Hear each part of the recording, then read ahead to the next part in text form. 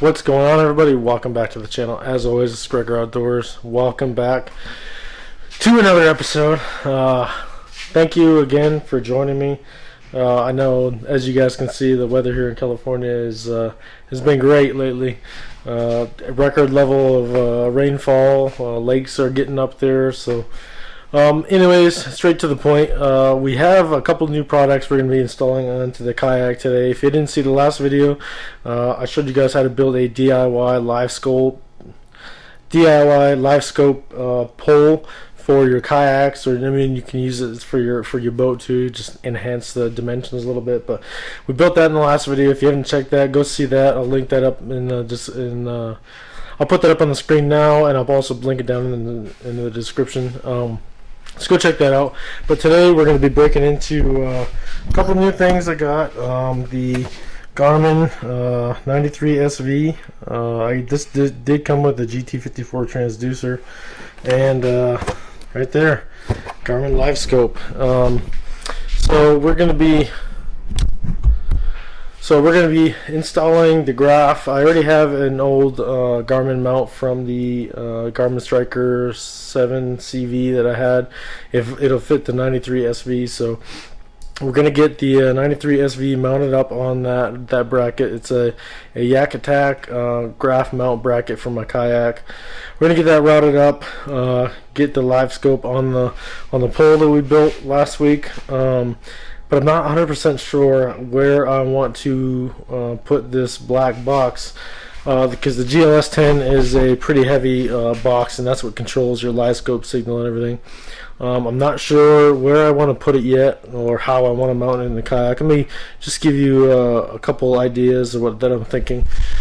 So this is basically where everything's going to be set up. The graph is going to be on this mount here, and I was thinking about cutting a hole out of this foam, but I'm kind of apprehensive about doing that. So what I might do is just take this foam out, get a plywood cutout of this, and kind of stick that in here, and then mount the GLS10 box to that. That way we're not cutting into the foam of the boat, we're not ruining the integrity of that. But I'm not 100% sure yet how I want to do that. I'm pretty sure just doing the wood, doing it in the boat like that, and then securing it to the plywood is probably how I'm going to do it. The box itself is pretty heavy. The transducer is heavy as well. But without further ado, let's get everything unboxed. I'll show you guys what comes in the box for both the 93SV and the LVS34, which is the one I got. So we'll break open the Livescope, we'll break open the graph, and show you guys all what comes with it. And again, we're not going to be using the transducer that came with the 93SV, because I'm solely going to be using this for Livescope. Kind of get the hang of it, see how everything works, take it out a couple times, see if I can't mess with some settings. I have a pretty rough idea based on some other videos that I've watched how I want to set it up, but we'll get everything routed, run up. And if you guys haven't checked it, how we're going to run the power is with my DIY kayak battery box. We got a lithium battery in that box now, so hopefully we'll be able to run both of those things for an extended amount of time. That's how we're going to power the box and the graph. So like I said, we'll get this unboxed, show you guys what's in it, and let's go. Alright, so here is the 93SV. Open up the box. Here is the cover plate to the graph itself. Here is the 93SV graph itself.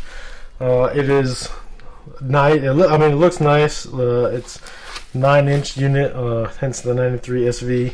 And this unit also comes with the Navionics maps, so that'll help out as well. That's the primary use I'm looking at for this is mapping, Livescope. In the future, I would like to use this unit just for mapping only. And I have a 106 SV that I also purchased that will be used for a different project, which is coming up here soon, so stay tuned for that.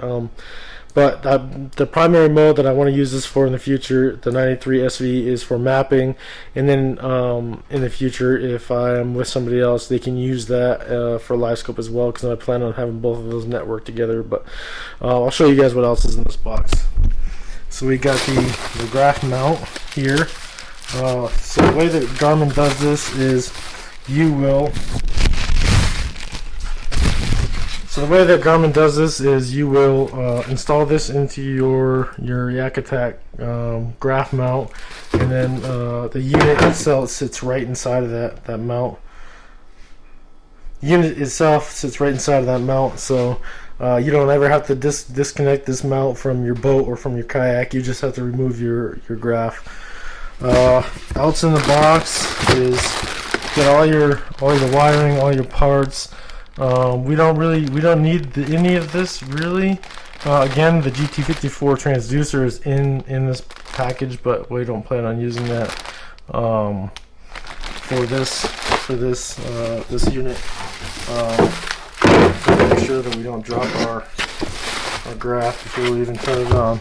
And then here's our power cable, or owner's manuals. This is for the, I honestly don't know what this is for yet, but the instruction manual and everything. So I'm gonna get you guys up on the tripod, and we will get the graph attached to the Yak Attack mount. Get it on the kayak. We'll start running the power. Get the power hooked up to the box. Turn the unit on for the first time. Kind of go through some settings. Take a look at how everything's set up, and then yeah, we'll go from there, and we'll start hooking up the Livescope to the pole, and we'll get the Livescope and the GLS 10 box set up once I decide how exactly I'm going to do that, so stay tuned. Alright, so we got the Yak Attack mount here, and we got the graph. So what we're going to do is I'm going to remove the screws from the old mount, and we'll get this set up on here. And I believe we're going to have to use the furthest bracket hinge points on here. Alright, so we finally got the graph mount onto the Yak Attack mount, and we're going to get these put in. Here.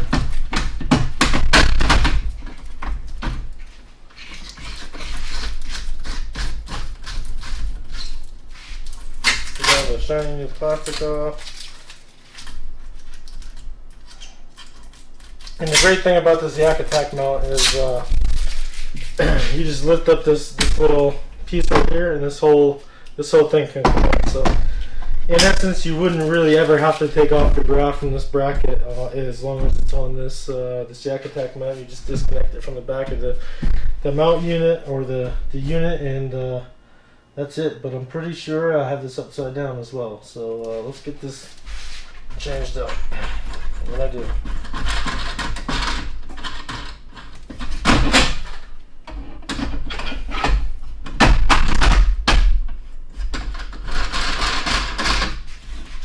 Okay, so we got that in.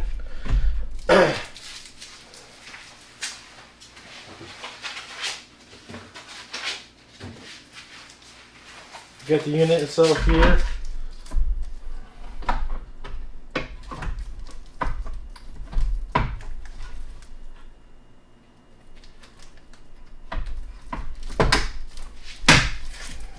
It's on. Hooked up into the mount, and all it does is it's set right down into a groove, and then you got pins on the back of the mount, and it sits right in there, and that's how you install this graph. And again,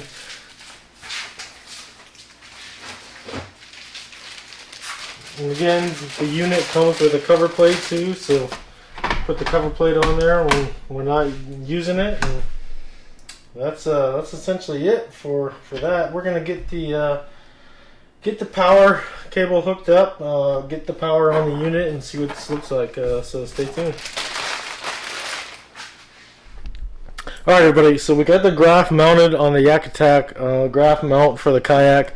We got the power hooked up to the battery box, so we're going to get the unit turned on, and then we'll go through, I'm not sure what the initial setup steps are, but I'll carry you guys through that. We'll go through it together and kind of see what happens, and see what it looks like from there. So stay tuned. Let's get this hooked up and go on.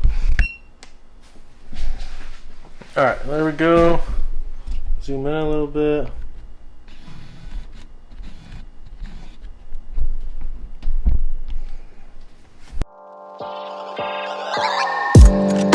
This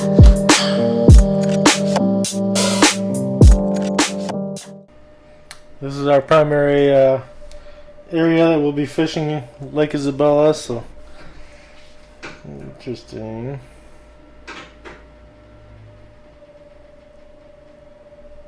Did not know all these creeks ran through here, which is pretty cool. Okay, so we'll go back. So here we are at the main menu of the Garmin Echomap Ultra 93 SV. So we have perspective 3D mapping, which is pretty cool. We have our charts, fishing chart, navigation, perspective 3D, sonar. We don't currently have a transducer or anything hooked up to that. This will be our frequently used. This will be our frequently used tab. You'll be able to select the frequently used, and you can also select 1, 2, 3, or 4 here. So these are your quick select buttons. So once you get your chart set up, you get your sonar set up, your live scope, you can select each one of these buttons and have a quick select. So if you want your charts to be number 1, you just press and hold this until it comes up and says OK, and you'll select OK. 2 for live scope, and 3 for down imaging, side imaging. 4 for gauges or whatever. Then you can press all these buttons and just press those, and it'll take you right to those screens. Set up your combo screens here. We already got up the active captain set up with our phone. This you can connect to your mercury gauges and everything, tell you what your RPMs and all this stuff that is for your. We will try to get the LVS34 live scope transducer hooked up with the black box to kind of see what that looks like with live scope hooked up in here. We're not going to mount it in the kayak just yet because I'm not sure exactly how I'm going to do that yet. So we'll get this hooked up with the transducer. I'll show you guys what that's going to look like, and stand by and we'll see that in a second. Alright, so we're going to open up the Panoptix live scope LVS34 Plus system. I'll show you guys what's in the box here, and then we'll kind of go through. I'll get it hooked up into the kayak, to the 93 SV, and we'll kind of take a look and see what the screen image looks like. We're not going to be able to obviously see anything because we don't have it in the water, so I'll show you guys what's in the box and then we'll go from there. So here is the box. Once we get it open, here's the GLS10. This is the actual live scope black box that everybody talks about. It is a heavy unit.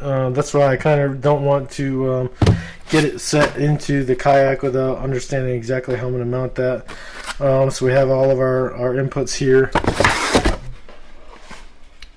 Here is our LVS34 transducer, the Live Scope Plus. This is another heavy unit. Right here is a network cable.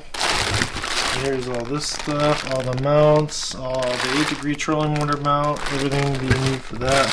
We don't need that at the moment. Here is the power wire for the LVS34 unit. We need that. And we need a network cable, which is right here. We need that for the unit as well. And so we got the power, we got the network cable, we got the black box. We're going to get it kind of set into the kayak, get it rigged up, and I'll show you guys what everything looks like when we get done with that. And so we got our LVS34 Live Scope Plus into the mount that the pole that we made. I have it right now in forward mode. You can set it to down and aft. I don't know why you would have it in that position, but we have it in forward mode, so we're going to be looking forward of where we're at. Mind you, it's going to have a 20-degree cone angle with the forward position.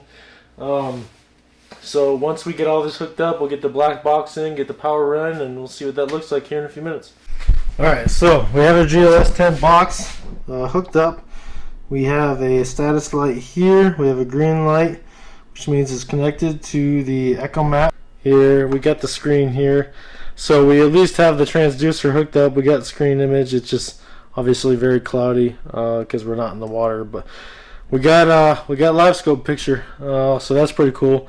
We got the unit hooked up. Again, I just got to figure out how to get this thing mounted in here. I'll show you guys what that's going to look like, but it'll probably be tomorrow or so before I get that hooked up. But stay tuned. I'll get back with you guys once I figure out how I'm gonna set this Livescope, the GLS10 box in, and what's going on, everybody. Alright, so it is the next day. I ended up going to Home Depot and buying a big, like 4x2 foot piece of plywood, and I took out the foam section in the forward part of my Ascend Kayak and just kind of traced around that, cut that out with a jigsaw, and I mounted the I mounted the GLS10 black box to that portion. Unfortunately, it's going to be a pain in the butt using this in the kayak because I'll have to take everything out, put it in once I get to wherever I'm going to fish at, but it's functional for me. So I'm going to show you what that looks like real quick. So here's the black box. Like I said, I got it mounted to this piece of plywood here, and it's just I cut it so I could stick it up in the front of where the styrofoam is in the forward part. Got the battery box, got everything hooked up. Everything does work. And then here is the transducer pole mount that we made in another video. I'll make sure I link that so you guys can check that out again. So yeah, we got the Livescope set up in the kayak. Need to get out there once the weather cooperates and we can get out there and you know, do some actual fishing. So stay tuned for those videos. Those will be coming here shortly. And if you guys got anything from this to kind of see how I would suggest installing your Livescope if you decide to do that. Is it the greatest? No. Is it functional? Yes. And this is not a permanent thing. We plan on putting it in a different spot at some other point, but this is to get me out there, get me using the graph, learning about the system. That way I can get out there and try to catch some fish with it and provide you guys some content. And like I said, this is the easiest way I can find to put this in the boat, in the kayak, to be able to use it. So hope you guys got something out of this. As always, if you're new to the channel, make sure you hit the subscribe button, make sure you hit the like button if you guys learned anything. Go follow me on Instagram as well. As always, I couldn't do this without your support. Again, with the battery box that I used, go check that out. I'll link that video down in the description. I'll link the video for the Livescope transducer pole mount in the description. And go check out Eternal Lithium. They are a provider for the battery that is in the battery box. Go check them out. Great company. Stay tuned for more videos. Stay tuned for the first Livescope video out on the lake. Whatever body of water we end up getting out on because of the weather and the debris and stuff out there. So stay tuned. Hopefully provide some pretty good crappie and fishing content for you guys with the Livescope, and see it happens. Again, thank you guys, and we'll see you in the next one.